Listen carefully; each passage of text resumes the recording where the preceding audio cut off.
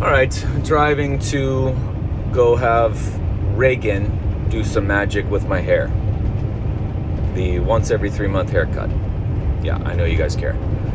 But I wanted to get on here real quick as I'm driving dangerously, but I got to get this information out at the expense of my life. I'm going to do a deeper dive on the subscription page to this concept and give examples. And people who work with me have first-hand experience in this example because it's kind of hard to touch upon. But as I've said, we kind of understand the importance of movement and the essential, and it's a principle of life and why it's the predominant principle that links all of them together, and all levels of where your changes would need to be made to heal and finish healing. Everything is going to start and end with motion, movement. So that being said, now let's go into a factor, a trait that needs to sit within your training, your movement, when you're applying it to your own life, because you did it already. It's the concept of failure. Our greatest changes in development ever, and we were supposed to keep it going, was from 0 to 2 years old. We went from paralyzed to teaching ourselves to walk. Self-taught, no coaches, no gurus, no therapists, no body workers, no bullshit. Even when parents trying to get in the way, doing the best they can, we still learned to walk and self-taught. Taught ourselves how to do this. And something that was present at that moment was failure. That's all we did. We just failed all day long. And the changes that come about when we fail, it's pretty remarkable. So now, I'm not getting into that. That's going to be over in the subscription page to go even deeper on this stuff. But I have had people counter my stance on this, and they will say, as coaches or therapists or whatever the hell they're calling themselves now, well, if you're always failing, the human brain needs wins, and human psychology, they won't keep up, and there will be drop off and no consistency if they're not winning every now and then. The brain needs to experience the joy of a win. And so I was like, okay, you fail in training all the time, constantly pushing yourself to different levels of your being, because you're trying to prepare for what life is asking of you, the peaks and valleys. So you have to naturally, basically just exceed those peaks and valleys in your training. But where do the wins come from? They come in your life. You're going to be making observable witness to improvement on all fronts. Whether you start to change and redefine your purpose or your relationships, or working on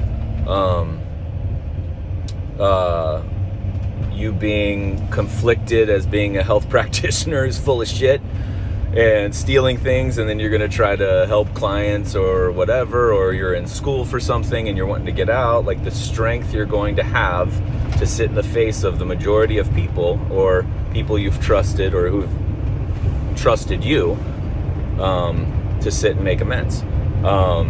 That's going to come from failure, but from failure in your training. But your wins come in your life. Your wins come in every single aspect of your life improving, and you'll notice this. That's where these gargantuan wins come in. That's where your tracking and your paperwork comes in. Not for practitioners. I'm not saying to support paperwork. It's all bullshit. But I'm just saying, and note taking and all that crap.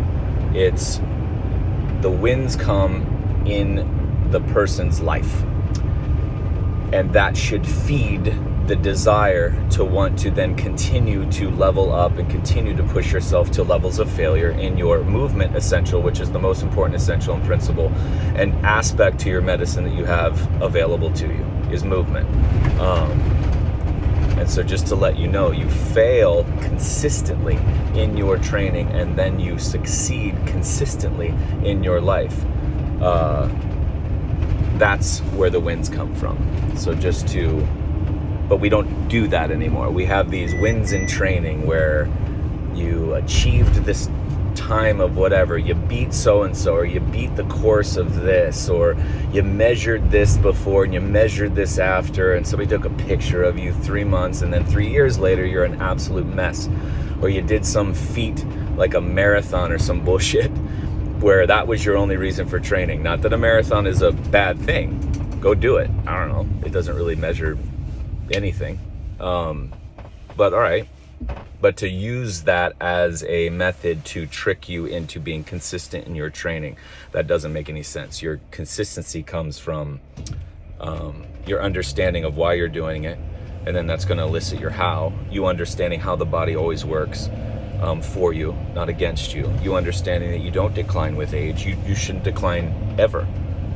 It's your choice.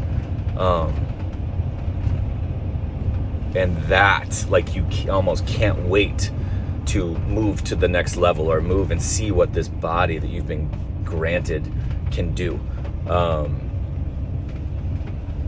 Or shit, even a healing story of you healing some miraculous dude I'm going to right now, Reagan.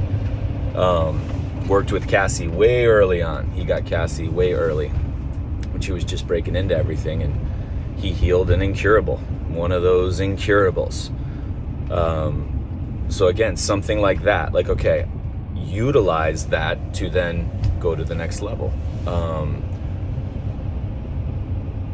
But this winning in training to keep people wanting more is just a big mind fucking trick, and it's not sustainable. And it's, again, part of the perversion that is what we've wrapped movement around, which might be the biggest perversion of all the principles that we have access to, that are the bigger levels of medicine that everyone kind of shits on. But that is the greatest aspect to that, is the power that we have in the safety of failure. And again, people who have worked with me one-on-one or done consults or are doing their own experimentation just want to back and forth with me for an hour and a half just to get my take on certain things. What they're experiencing, when they experience it, every single day, they see how it's sustainable. They see how it's possible to do that, and not just holds, but just to come back to, because humans won't keep up things unless they're winning. Shit. And that's the culture we're at, right? Like, a kid won't play youth sports unless he's on a team that's fucking winning. Or husbands taking pictures with wives and wives taking pictures with husbands where the wives are all inflated and injected and hashtag winning. Okay. Oh, and then behind the scenes, just a burning ship sinking. So if your training is not saturated in failure, you've got something to think about and explore. And if you're wondering, and it does come in, because we are human beings who will go and antagonize something that we've done millions of times over. It's like, why the fuck am I doing this? Or how am I able to do this today? Or do you even understand what's going on in my life right now? This is crazy. You being able to sit in the face of all of that and still implement massive levels of movement and motion with failure present.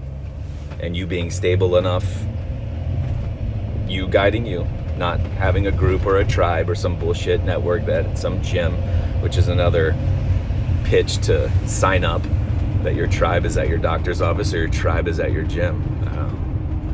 Okay.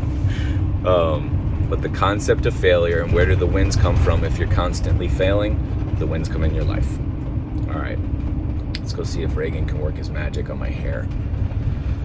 I'm donating my locks to Patrick Mead at Torrey Pines Collision Center. He doesn't know this. Surprise.